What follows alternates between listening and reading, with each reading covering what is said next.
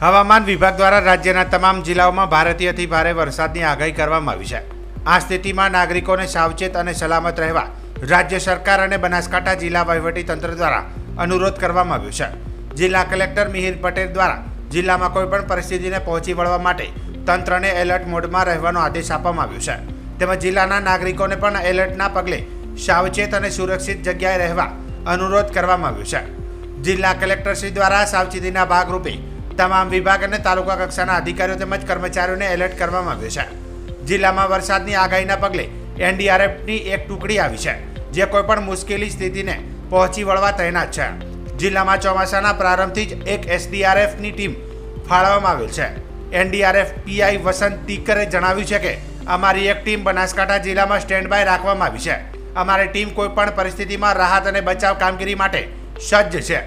જિલ્લા વહીવટીતંત્ર સાથે સંકલન કરી મુશ્કેલી પરિસ્થિતિમાં અમે પ્રજા સેવા માટે સ્ટેન્ડ ટુ છીએ તેમ જણાવ્યું હતું।